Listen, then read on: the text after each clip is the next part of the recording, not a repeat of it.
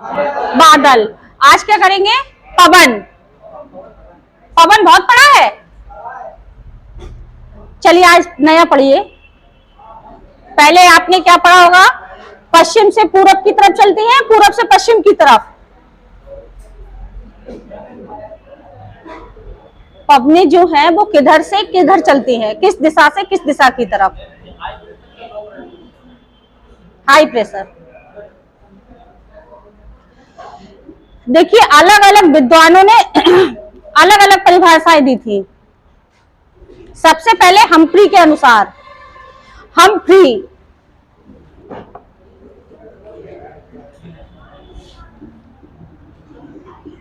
के अनुसार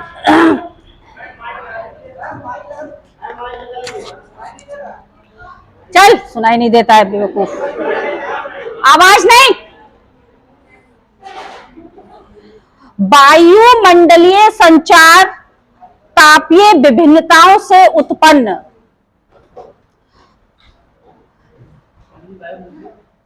बोलेगा कोई नहीं? जब आप लोग बीच में बोलेंगे तो बाकी बच्चों का डिस्टरबेंस होगा। सुनाई नहीं दे रहा है? वायुमंडलीय संचार तापीय विभिन्नताओं से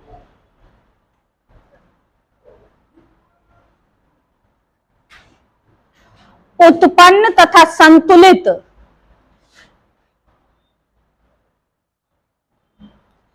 एक गुरुत्वाकर्षणीय घटना है।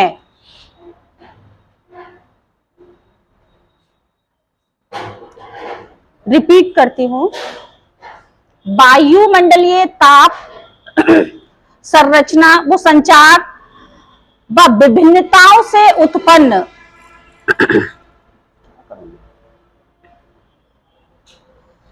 संतुलित एक गुरुत्वाकर्षणीय घटना है। लो मतलब मेरा बैड लक है ये। बंद कर दो सब।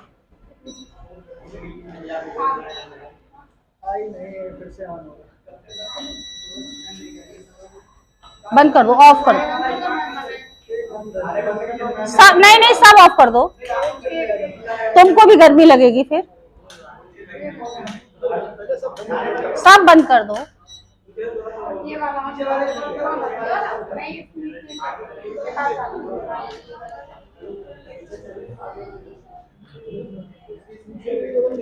देखिए माइक है कहाँ? ये है।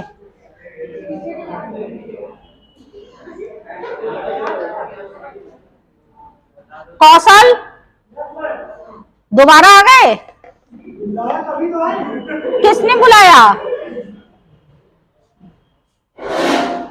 ऐसा है ना, तुम जब क्लास ले लो ये उसके बाद में प्रिंसिपल सर से मिल लेना बिल्कुल। मैंने तुम्हें कल भी बिठाला लेकिन दूसरे सर आए थे, उन्होंने तुम्हें निकाल दिया था। हमें अच्छा नहीं लगा तुम यहां से वापस गए। अरे मैंने जाते हुए देखा बेवकूफ। टिरवार्था के आधार पर, टिरवार्था कटरीना वाला ट्रा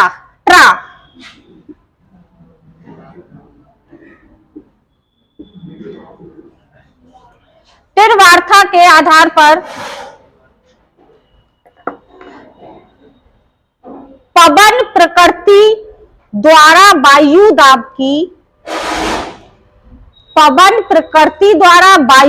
की असमानताओं को दूर करने का प्रयास है।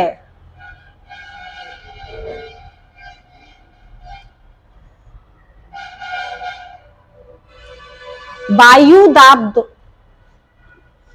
की असमानताओं को दूर करने का प्रयास है। अभी गर्मी लग रही है, पंखा चला यानी पवन का संचार हुआ, आपको क्या मिला? अरे हाँ हमको तो पता ही नहीं, बाकी नहीं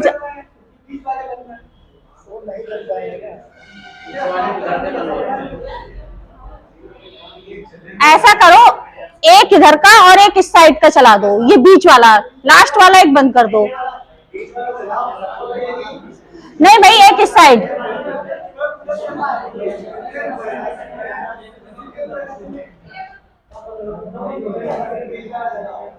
लो, वो कहेंगे हमारा चल रहा था, हमारा भी बंद करवा दिया।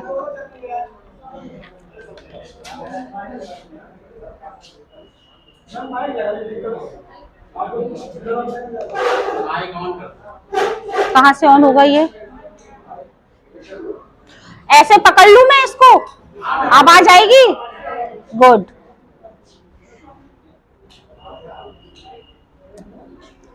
जहां आवाज नहीं बेटा, जहां मेरी आवाज लाउड हो बता देना, पता चले सब बच्चे इधर ही आ जाएं।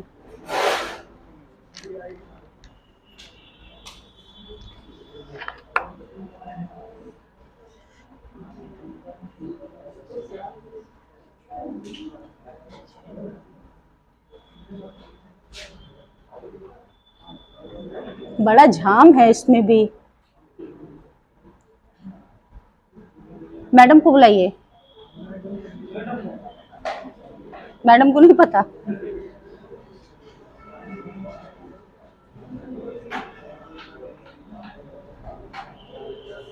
इतनी तो उसमें आते निकली हुई हैं, वायरिंग इतनी फैली हुई है। आप लोग ध्यान दीजिए, अपना करते रहेंगे, ठीक है?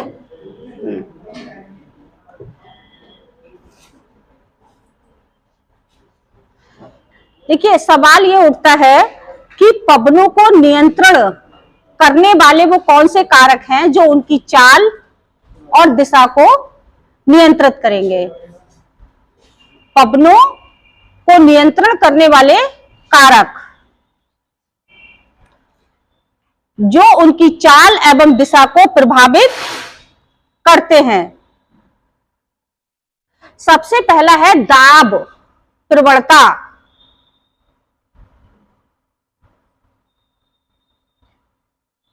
दाब प्रवणता हेडिंग है ये।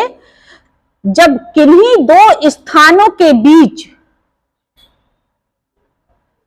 किन्हीं दो स्थानों के बीच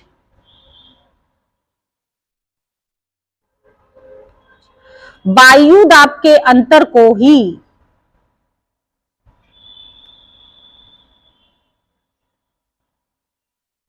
दाब प्रवणता कहते हैं।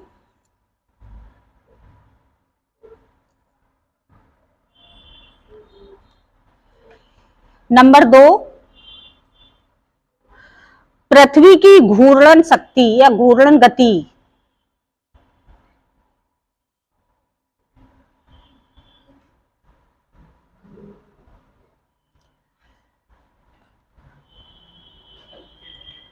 सभी बच्चे जानते हैं कि पृथ्वी दो प्रकार की गति करती है। जब एक वो अपने अक्ष पर करती है, एक्सिस पर, और दूसरी ऑर्बिट में करती है, यानी विद एक्सिस करती है। जब वो अपने अक्ष पर घूमती है तब दिन और रात होते हैं, उसी को घूर्णन गति कहते हैं। और जब वो अपनी ऑर्बिट में घूमती है मौसम परिवर्तन होते हैं, जिसकी सीमा 365 दिन यानी 1 वर्ष। 365 दिन हो गया, 6 घंटे भी हो गए। पृथ्वी की घूर्णन शक्ति। पृथ्वी अपने ध्रुवीय अक्ष पर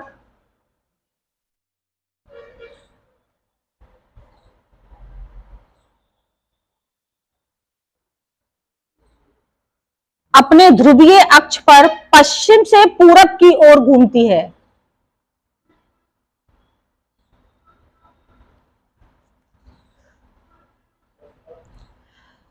पश्चिम से पूरब की ओर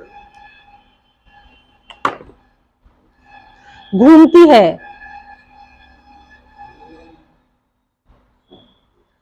इसी घूर्णन गति के कारण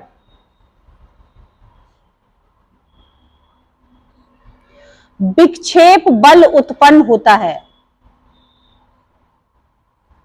इसी घूर्णन गति के कारण विक्षेप बल उत्पन्न होता है।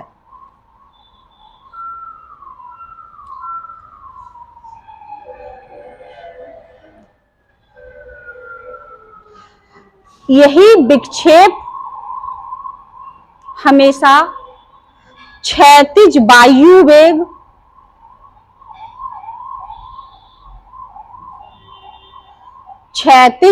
वेग या पवन के लंबवत कार्य करता है।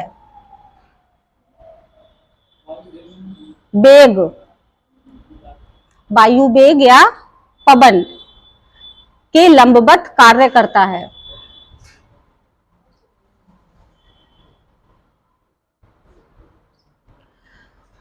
सन 1835 ईस्वी में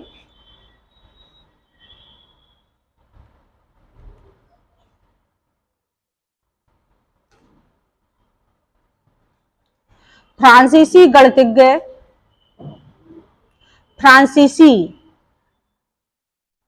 गणितज्ञ ने इस बल की खोज की, कोरियाली बल, जिसका नाम उन्होंने कोरियालिस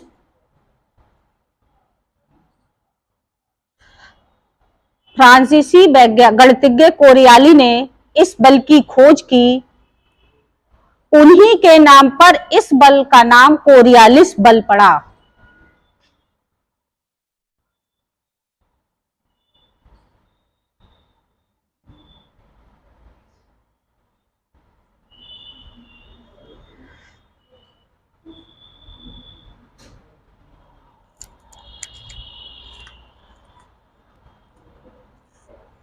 नंबर 1 हेडिंग डालिए, फेरल का नियम। फेरल का नियम,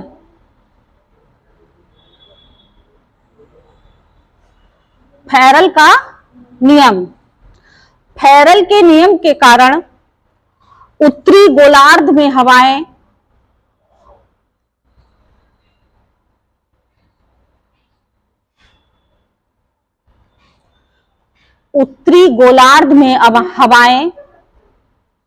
अपने दाहिनी ओर तथा दक्षिणी गोलार्ध में बाईं ओर मुड़ जाती हैं।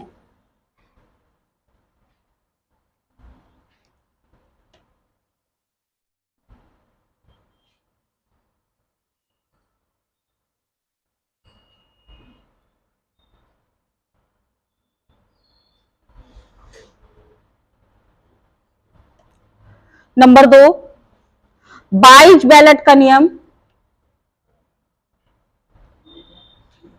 देखिए, बाइज बेलेट का नियम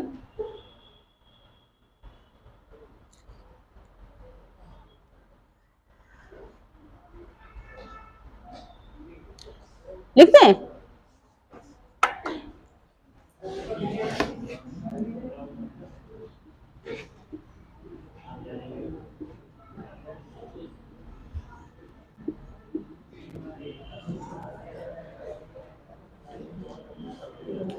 इनके आधार पर जिस ओर से पवन आती है या आ रही है,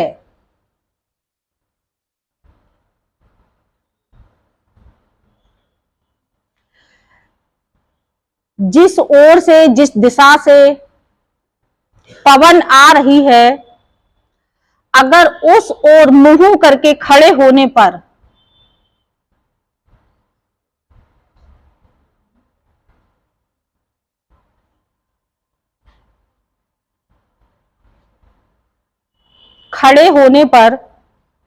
न्यून वायुदाब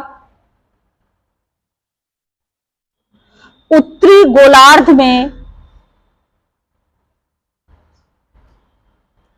बाईं तरफ तथा दक्षिणी गोलार्ध में दाईं ओर होगा, दाईं तरफ होगा।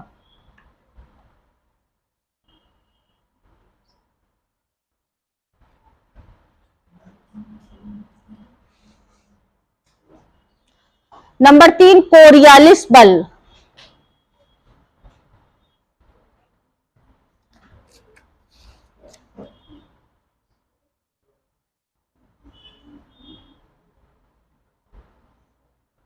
कोरियालिस बल के आधार पर पवन की दिशा अपकेंद्री बल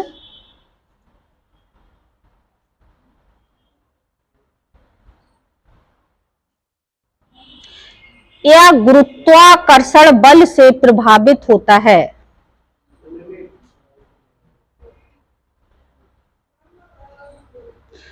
कोरियालिस बल के आधार पर पवन की दिशा अपकेंद्री बल या गुरुत्वाकर्षण बल से प्रभावित होती है। पृथ्वी के परिभ्रमण के कारण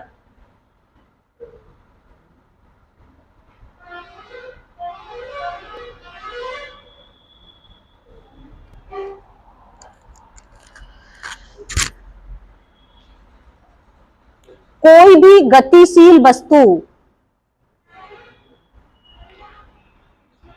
बाहर की ओर फेंक दी जाती है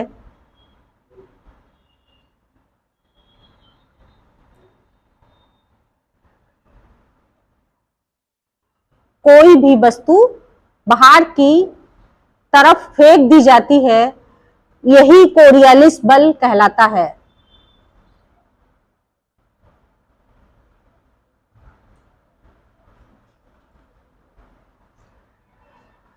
प्रत्येक स्थान पर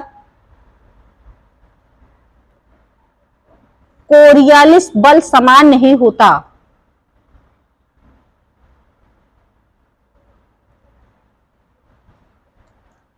विषुवत रेखा पर सबसे कम तथा ध्रुवीय या ध्रुवों पर सबसे अधिक पाया जाता है।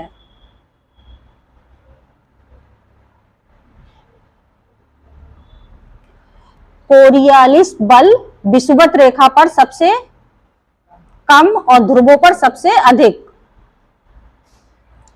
नंबर 4 है हेडले का नियम।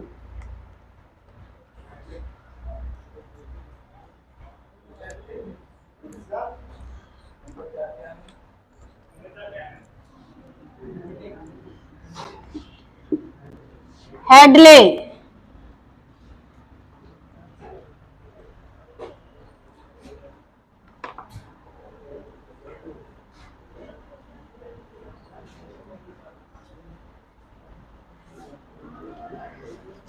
पृथ्वी 24 घंटे में अपनी धुरी पर एक घूर्णन पूरा करती है, यानी एक चक्कर पूरा करती है।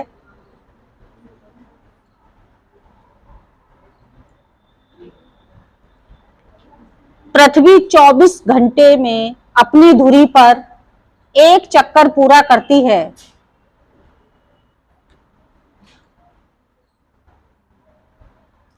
विषुवत रेखा पर इसकी गति सर्वाधिक 1000 किलोमीटर प्रति घंटा। विषुवत रेखा पर इसकी गति सर्वाधिक 1000 किलोमीटर प्रति घंटा होती है।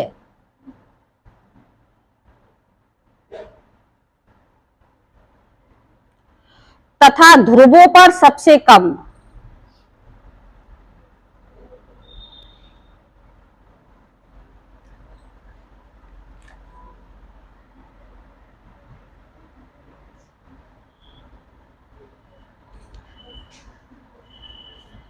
नंबर 5 है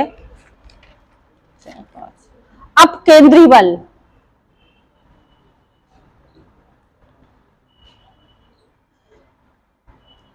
अपकेंद्री बल न्यूटन के गति के तीसरे नियम के आधार पर, न्यूटन की गति के तीसरे नियम के आधार पर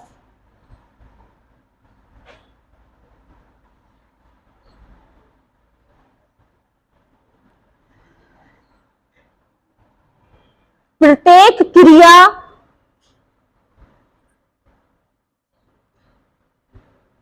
के बराबर या विपरीत दिशा में प्रतिक्रिया आवश्यक होती है। किसी भी क्रिया की प्रतिक्रिया आवश्यक होती है, यही अपकेंद्री बल कहलाता है। तथा विपरीत दिशा में प्रतिक्रिया होती है, यही प्रतिक्रिया अपकेंद्री बल कहलाता है। हेडिंग डालिए पवनों का नामकरण।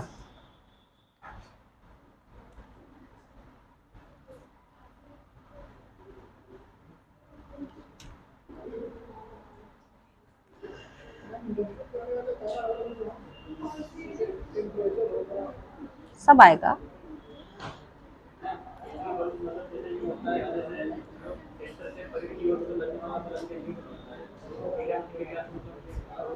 बराबर लगे या विपरीत दिशा में लगे, या तो उसको तुरंत बराबर लग जाती है या उसके अपोजिट साइड में लगेगी। सब चला लो, लाइट आ गई। देखो ये 3 चल रहे हैं, ये भी, तो तीनों एक ही दिशा के चल रहे हैं। फिर इधर वालों के साथ अन्याय क्यों?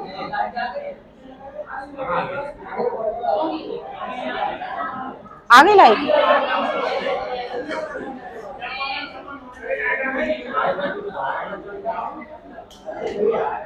नहीं भाई, तुम्हारे साथ सौतेला व्यवहार नहीं होगा।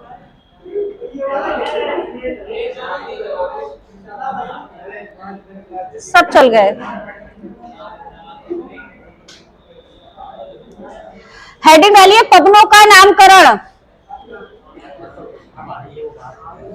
लाइट भी आ गई भाई, इसीलिए चल रहे, लाइट आ गई।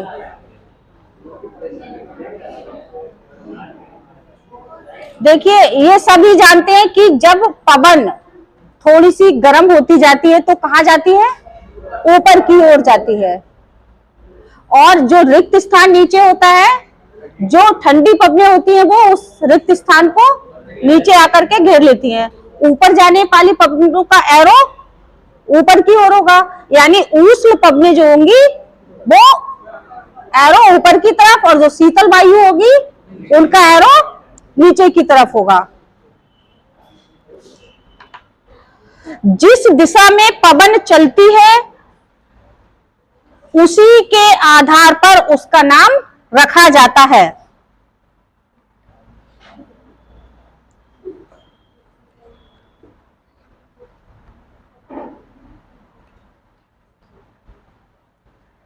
अगर पूरब की ओर से आने वाली पवनों का नाम पूर्वा तथा पश्चिम से आने वाली पवनों का नाम पछुआ।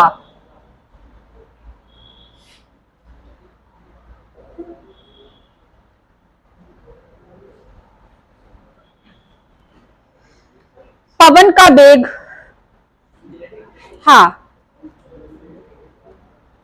इसी में लिखिए, पवन का वेग, तेज गति से चलने वाली पवनें जब जन और धन को क्षति पहुंचाती हैं,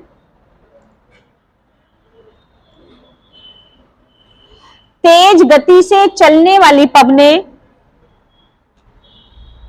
जब जन धन को क्षति पहुंचाती हैं, हानि पहुंचाती हैं, इसका मुख्य कारण उनका वेग ही होता है।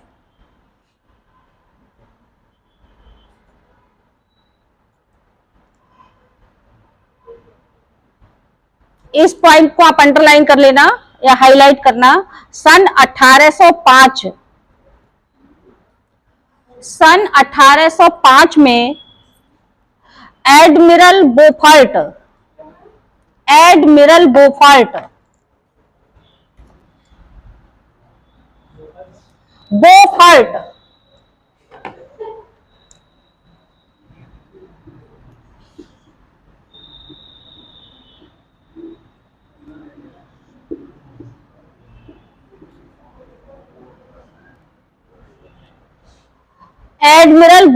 ने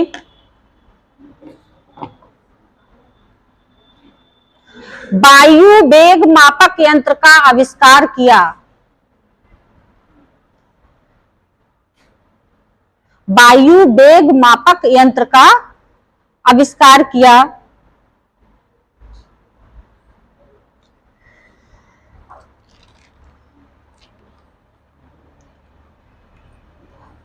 विश्व मौसम संगठन यानी WMO MO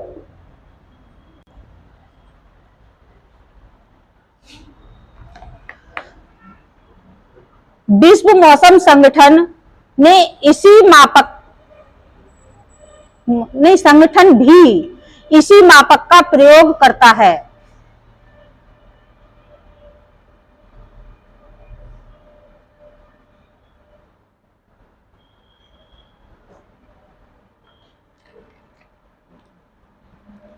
इसी मापक का प्रयोग करता है। हेडिंग डालेंगे पवनों का वर्गीकरण।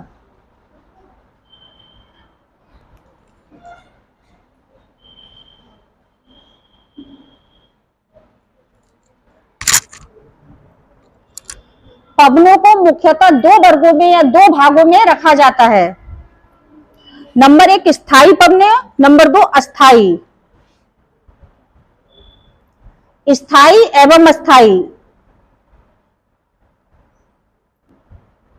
स्थायी पवनों में वे पवने आती हैं जो वर्ष पर्यंत चलती है, यानी साल के 12 महीने 365 दिन चलती हैं। अस्थायी पवने मौसम के हिसाब से चलती हैं।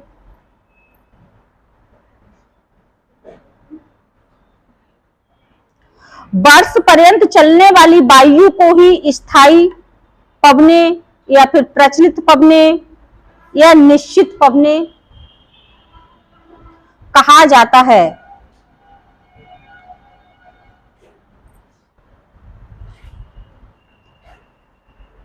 नंबर दो, जिन पवनों का चलने का क्रम मौसम के आधार पर होता है।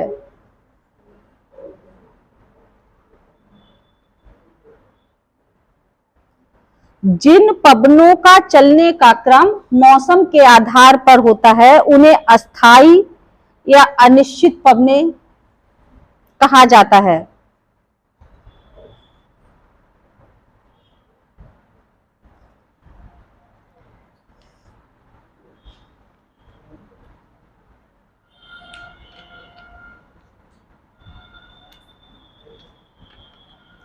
स्थायी पवनों के अंतर्गत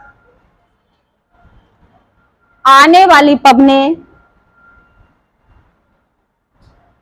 डोलड्रम्स, व्यापारिक, पछुआ व ध्रुवीय पवने मुख्य रूप से हैं।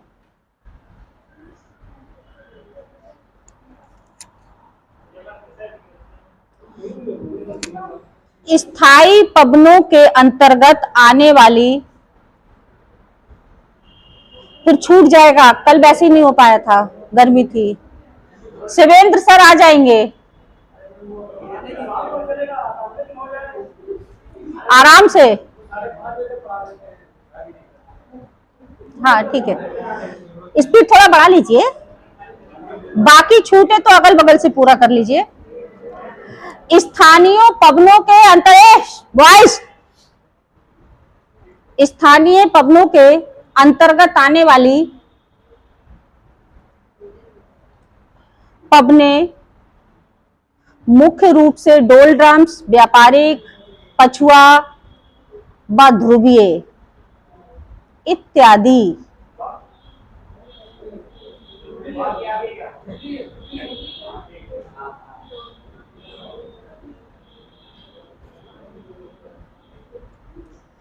सबसे पहले हेडिंग डालेंगे डोलड्रम्स पवने।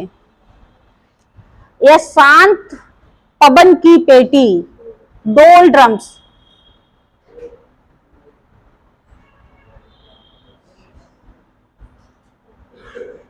डोलड्रम आपने देखा है, बिल्कुल राउंडेड होता है, बीच में भूमध्य रेखा होती है और एक ऊपर और एक नीचे। हाँ, भूमध्य रेखा के 5 डिग्री उत्तर में और 5 डिग्री दक्षिण में। विषुवत रेखा के दोनों ओर 5 डिग्री उत्तर एवं 5 डिग्री दक्षिण।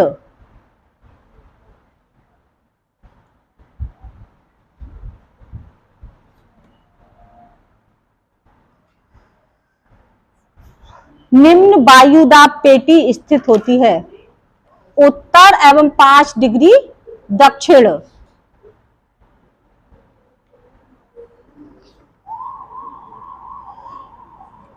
निम्न वायु दाब की पेटी स्थित होती है। इसी कारण यहां क्या अधिक रहता है? तापमान। और जब तापमान अधिक रहेगा तब वर्षा भी अधिक होगी। इसी कारण यहां वर्ष भर तापमान अधिक रहता है।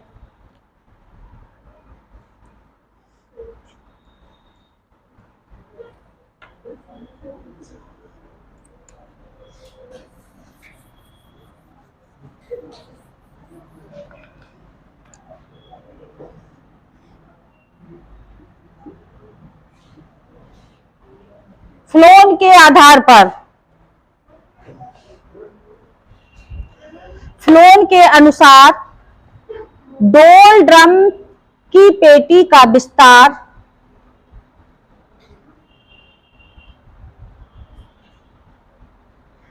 समस्त भूमंडल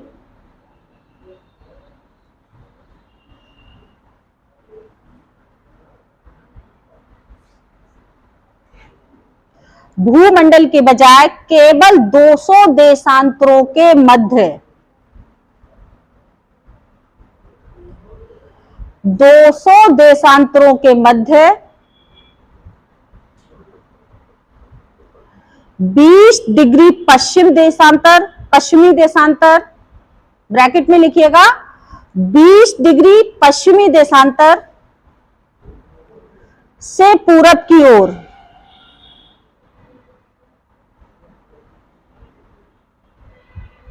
देशांतर से पूरब की ओर 180 देशांतर तक रहता है।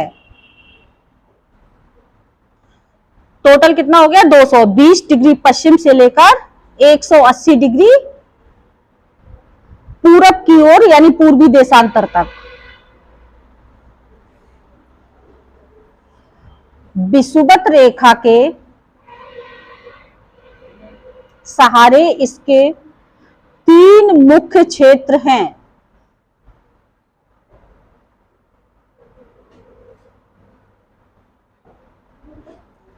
इसके 3 मुख्य क्षेत्र हैं। नंबर 1 हिंद प्रशांत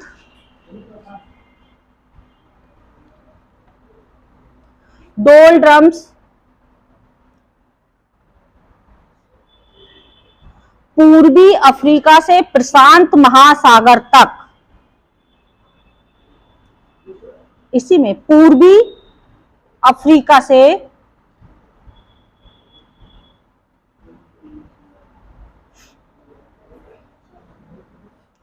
प्रशांत महासागर तक विस्तृत संपूर्ण पेटी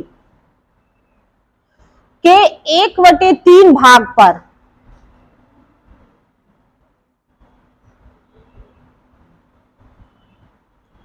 विस्तृत संपूर्ण पेटी के 1/3 भाग पर।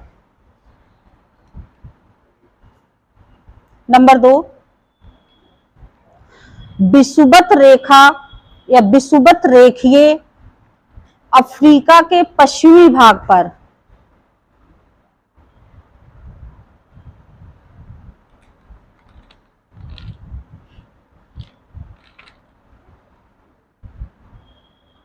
नंबर 3 है विषुवत रेखीय मध्य अमेरिका के पश्चिमी भाग पर। नंबर 3 विषुवत रेखीय मध्य अमेरिका के पश्चिमी भाग पर।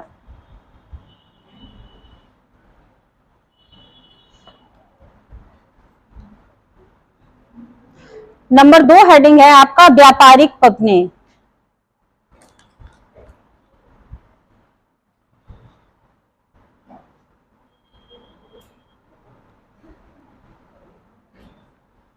व्यापारिक पवने उपोष्ण कटिबंधीय व्यापारिक पवने उपोष्ण कटिबंधीय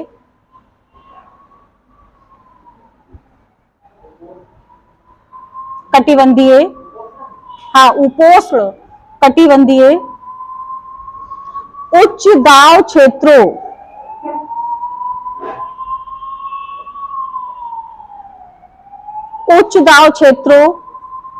ब्रैकेट में 30 डिग्री से 35 डिग्री अक्षांशों, 30 डिग्री से 35 डिग्री अक्षांशों से विषुवत रेखा के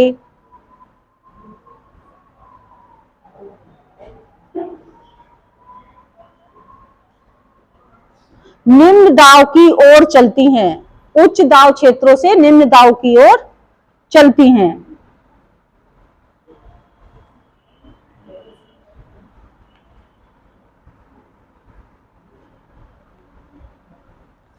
उत्तरी गोलार्ध में इन पवनों की दिशा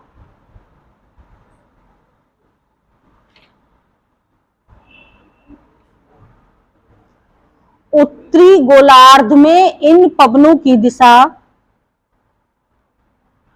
उत्तर पूरब से दक्षिण पश्चिम,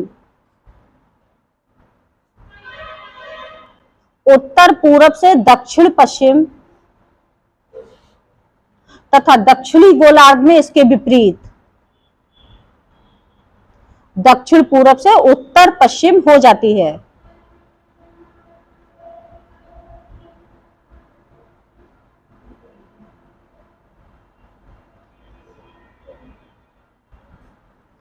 प्राचीन काल में पाल युक्त जलयानों को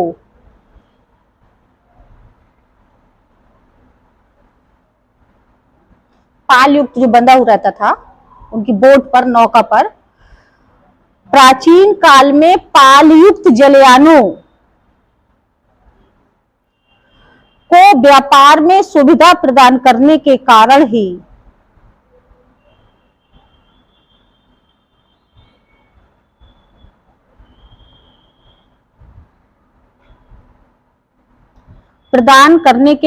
ही इन पवनों को व्यापारिक पवने कहा जाता है।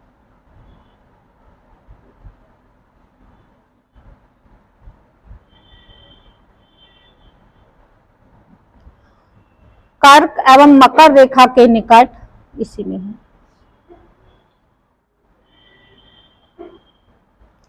मकर रेखा के निकट व्यापारिक पवने स्थायी रूप से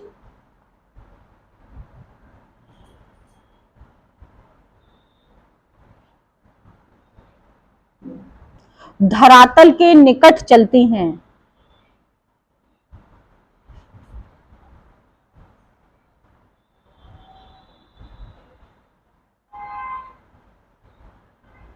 परंतु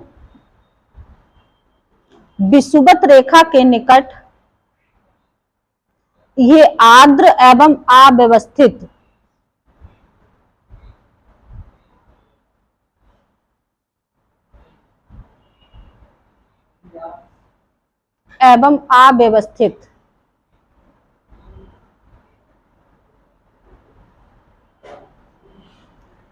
व्यापारिक पवनों की गति समुद्र में 16 से 24 किलोमीटर प्रति घंटा,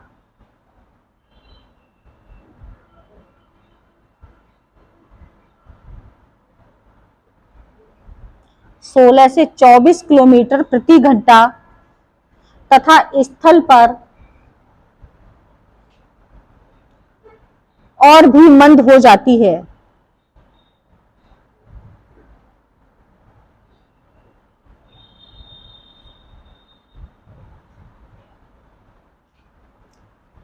मध्य प्रशांत महासागर तथा दक्षिणी अटलांटिक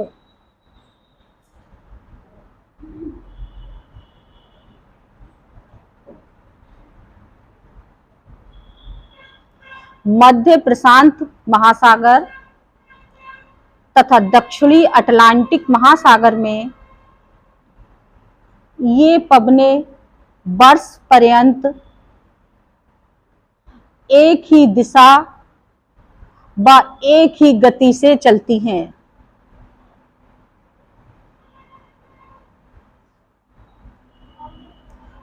एक ही दिशा व एक ही गति से चलती हैं। नंबर 3 हेडिंग है आपका पछुआ पवने, विषुवत रेखीय पछुआ पवने।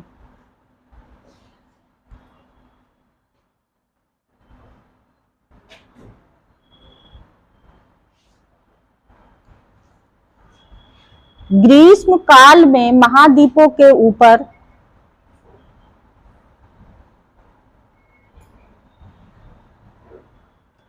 ग्रीष्म काल में महाद्वीपों के ऊपर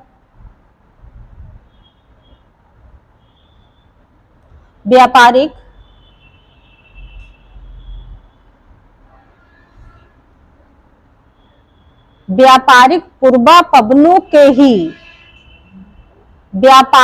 पूर्वापवनों के ही कुछ भागों में पछुआ पवनें भी चलती हैं।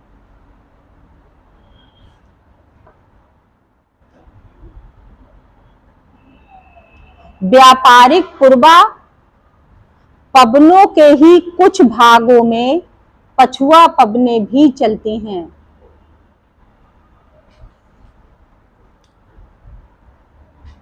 अफ्रीका तथा दक्षिणी पूर्वी एशिया में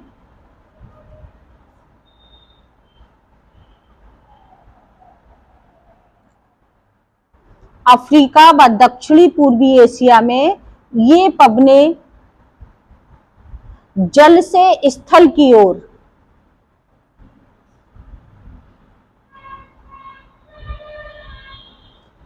दक्षिणी पूर्वी एशिया में जल से स्थल की ओर चलती हैं।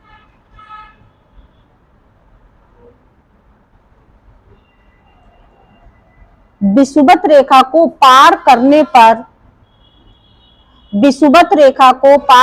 पर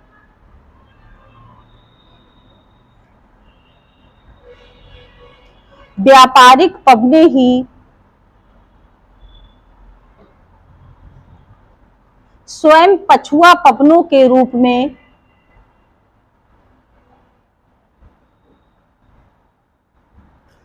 परिवर्तित होकर चलने लगती हैं।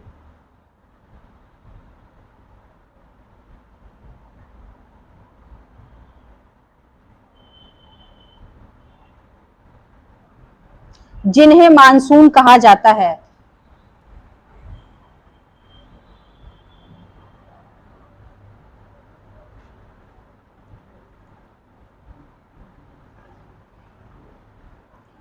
उपोष्ण कटिबंधीय उच्च दाब से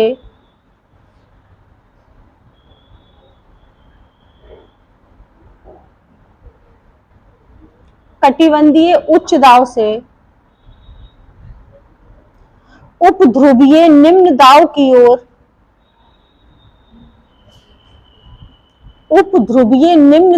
ओर चलने वाली पवनें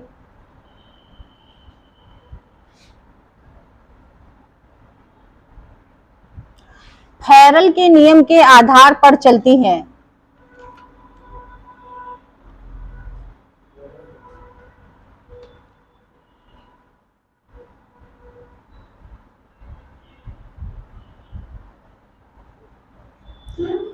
क्वेश्चन आता है 1 नंबर में कंपटीशन में हमेशा 40 डिग्री से 60 डिग्री अक्षांशों के मध्य पवनों का नाम है गरजता 40, भयंकर 50 और चीखती 60। इसको आप खूब मोटा अंडरलाइन कर लेना, ये क्वेश्चन आता है, अक्सर आता है। 40 डिग्री से 60 डिग्री अक्षांशों के मध्य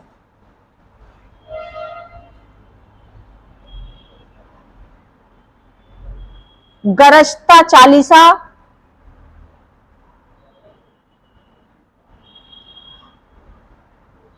भयंकर 50 व चीखती 60 नाम से पछुआ पवनें चलती हैं। 40 डिग्री से 60 डिग्री अक्षांशों के मध्य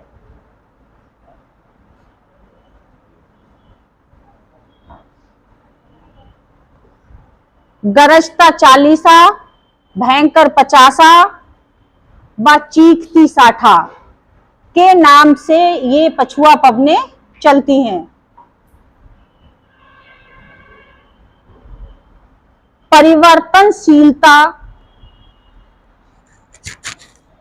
परिवर्तनशीलता तथा मौसमी क्रम इन पछुआ पवनों की मुख्य विशेषता होती है।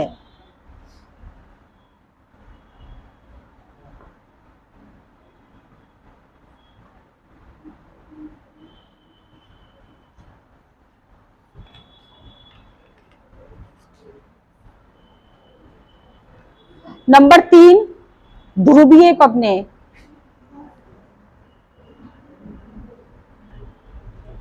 चार है, 4 लिख लीजिए। ये पवने ध्रुवीय उच्च दाब से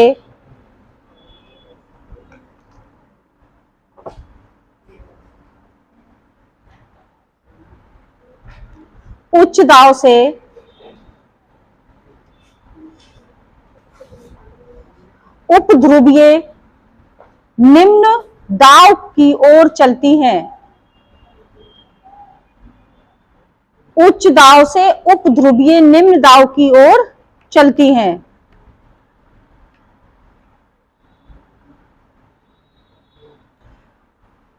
सूर्यातप पेटियों के स्थानांतरण के साथ ही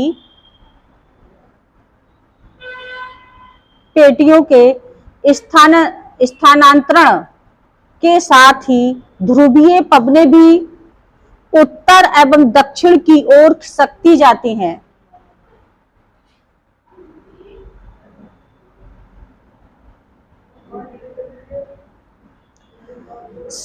सूर्यातप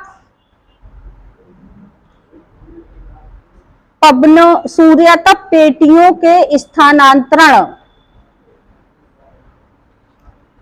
के साथ ही ध्रुवीय पवनें भी उत्तर एवं दक्षिण की ओर खिसकती जाती हैं।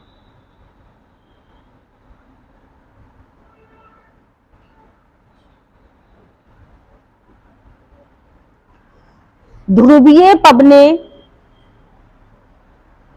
तीव्र व अत्यधिक शीतल होती हैं। तीव्र व अत्यधिक शीतल होती हैं। इसको अंडरलाइन करना, आप हाईलाइट करना।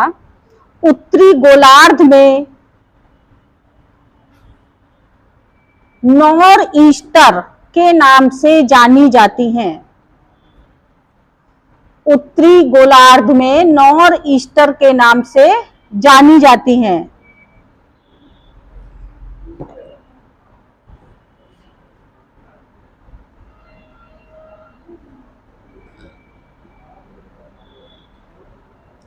अगला हेडिंग है आपका स्थानीय पवनें, हवाएं।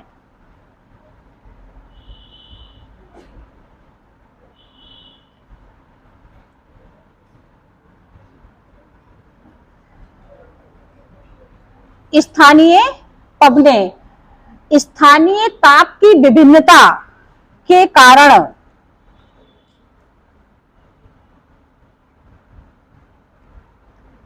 स्थानीय ताप की विभिन्नता के कारण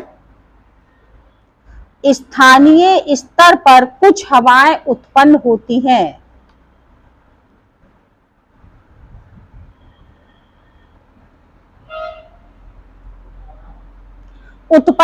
हैं। जो तापमान विभिन्नता, स्थल एवं जल के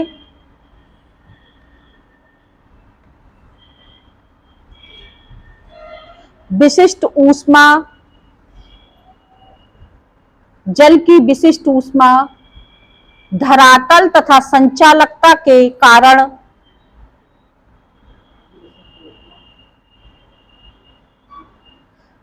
स्थल एवं जल की विशिष्ट ऊष्मा, धरातल तथा संचालकता के कारण उत्पन्न होती हैं।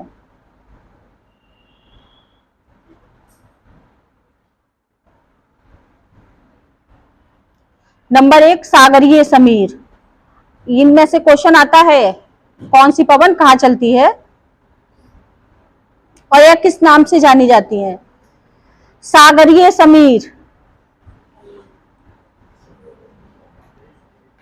समुद्र तटों एवं महाद्वीपों के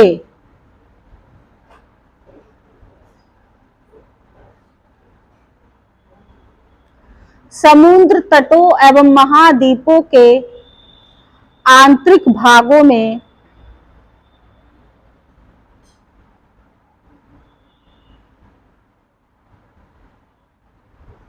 बड़े जलीय भागों के समीप गर्मी के दिनों में स्थल जल्दी गर्म हो जाते हैं। स्थल जल्दी गर्म हो जाते हैं तथा जलीय भाग देर से गर्म होते हैं।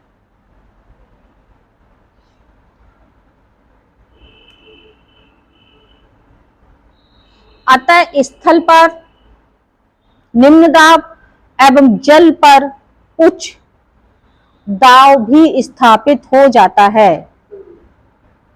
अतः स्थल पर निम्न दाब तथा जलीय भाग पर उच्च दाब स्थापित हो जाता है।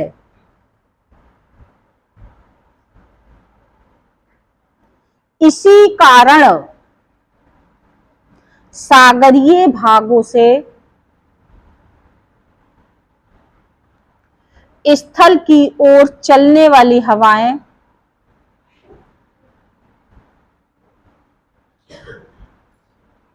एक मिनट रुक जाइएगा। इसी कारण सागरीय भागों से स्थल की ओर हवाएं चलने लगती हैं।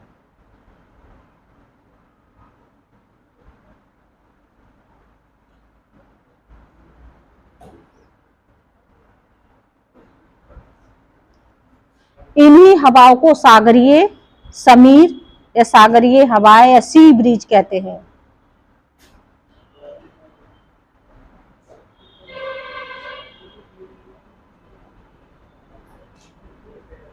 नंबर 2, फोहन एवं चिनूक। चिनूक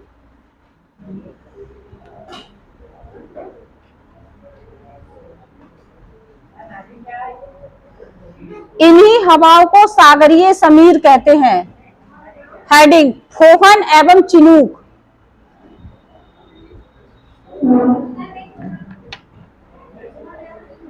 क्या? वैसे ये बहुत काम कर रहा है, 250 ग्राम एनर्जी बचा दी मेरी। फोहन एवं चिनूक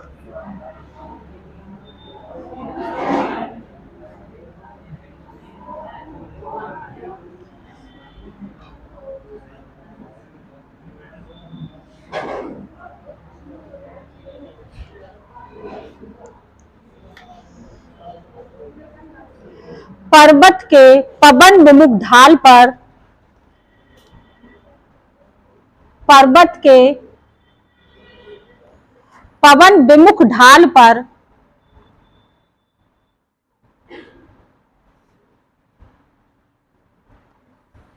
जब वायु पहुंचती है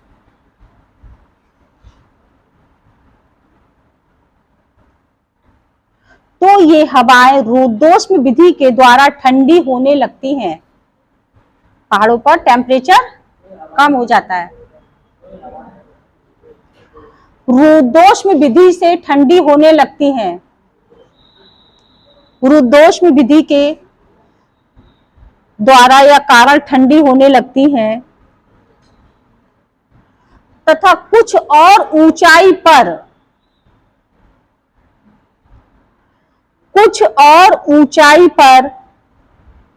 पहुंचकर वायु संतृप्त हो जाती है। संतृप्त होकर बादल में परिवर्तित हो जाती है।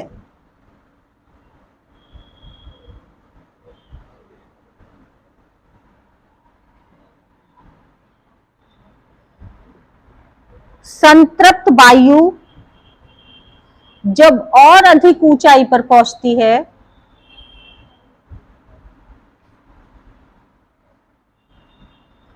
तब उन्हीं हवाओं का तापमान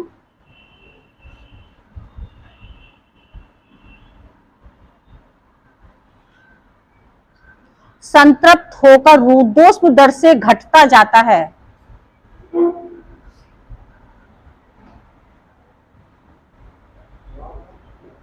तापमान,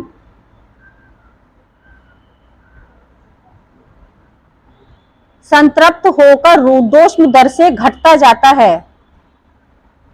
यही वायु संघनन होकर वर्षा करने में भी सहायक होती है।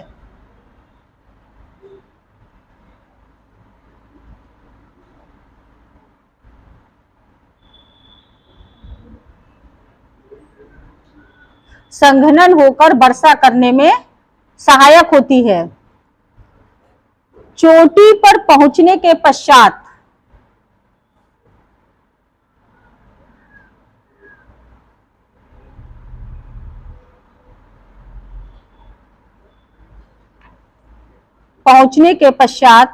यदि यही वायु नजदीकी वायु के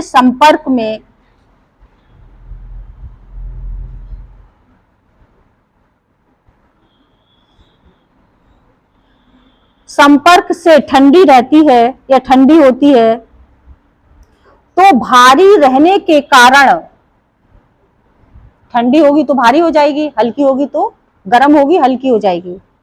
भारी रहने के कारण पर्वत के पिछले ढाल से नीचे उतरने लगती है।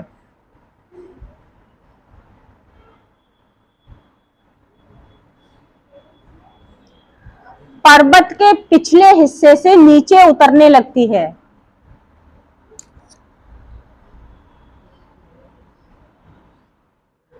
इस प्रकार की दशा आल्प्स पर्वत के निकटवर्ती क्षेत्रों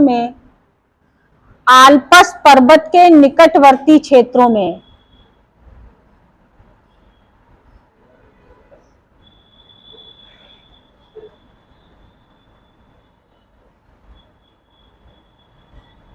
देखने को मिलती है।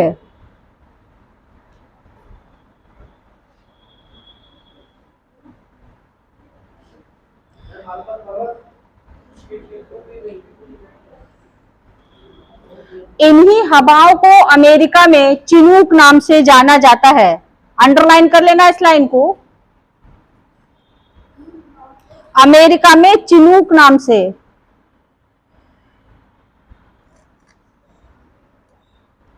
से जाना जाता है।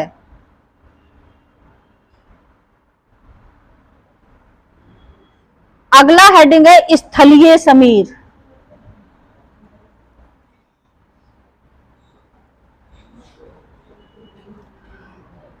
रात्रि के समय स्थल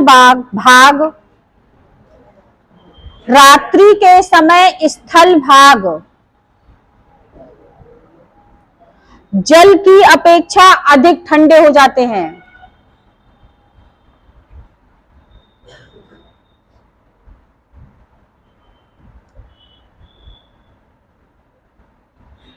जल की अपेक्षा अधिक ठंडे हो जाते हैं।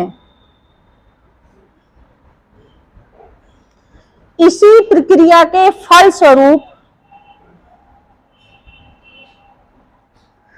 स्थल पर उच्च वायुदाब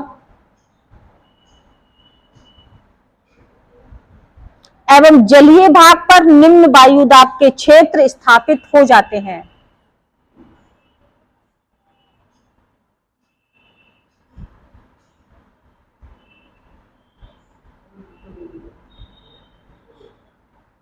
इस प्रक्रिया के फलस्वरूप स्थल पर उच्च वायुदाब एवं जलीय भाग पर निम्न वायुदाब क्षेत्र स्थापित हो जाते हैं।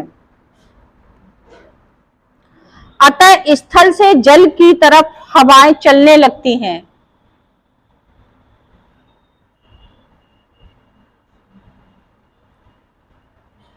स्थल से जल की तरफ हवाएं चलने लगती हैं। और सागरीय में क्या होता है? सागर से स्थल की ओर चलने लगती हैं।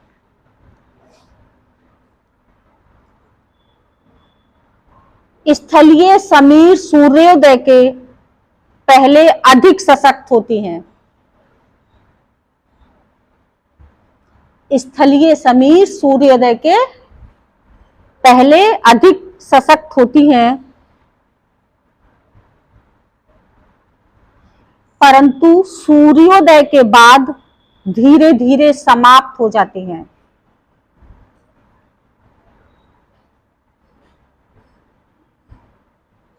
स्थलीय समीर धरातल पर रात्रि में होने वाले तापमान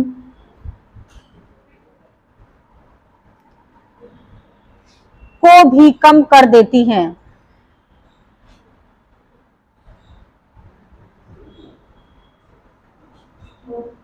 अगला हेडिंग है सिरोको, ये लास्ट है बस, है बस छोड़ दे।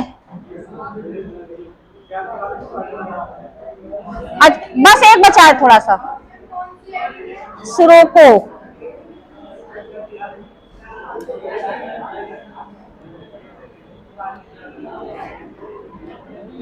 बस थोड़ा सा है, लेकिन बचेगा तो तब भी बहुत,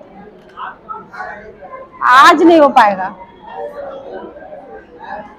हाँ 15 मिनट है, एक एक मिनट का उपयोग करिए, लिखिए। आधे विकेट गिर गए, आधे विकेट गिर गए। अभी पूरी एक इनिंग बची है, अभी एक इनिंग बाकी है ना। चलिए हेडिंग डालिए सिरोको, बस ये लास्ट है।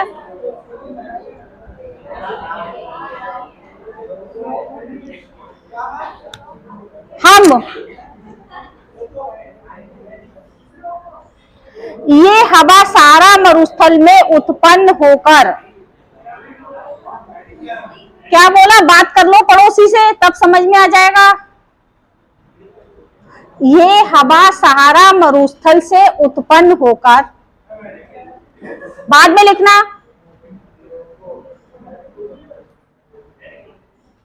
चुप। यह हवा सारा मरुस्थल से उत्पन्न होकर भूमध्य सागरीय भागों में, भूमध्य सागरीय भागों में होने के कारण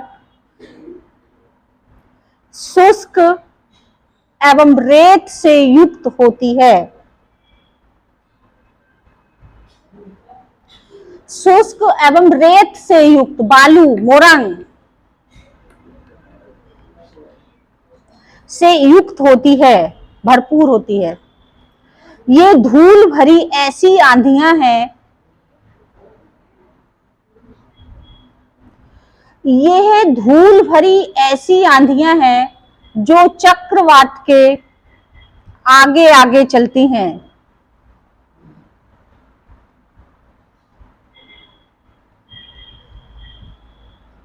एटलस पर्वत के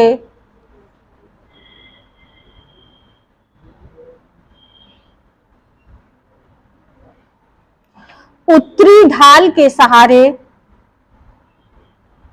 नीचे उतरने पर इनकी शुष्कता तथा तापमान दोनों ही बढ़ जाते हैं।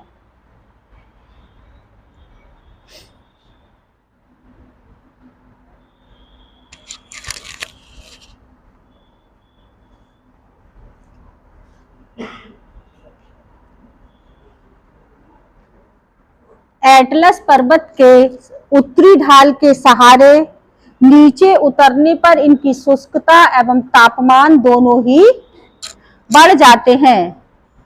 अब इस लाइन को आप अंडरलाइन करिएगा या फिर इन्वर्टेड कोमे में बंद कर लीजिए, हाईलाइट करना है आपको। मिस्र में इन्हें खमसिन नाम से जाना जाता है, मिस्र में इन्हें खमसिन नाम से जाना जाता है तथा लीबिया में गिबली, लीबिया में गिबली नाम से गिबली बा, बंदर, गिबली नाम से जाना जाता है।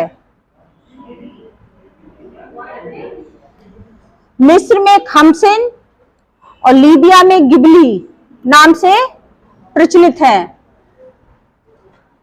That's all.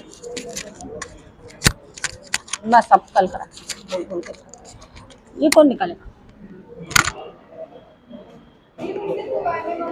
बस अब कल कराएंगे, जो भी होगा नेक्स्ट होगा, जब भी होगा।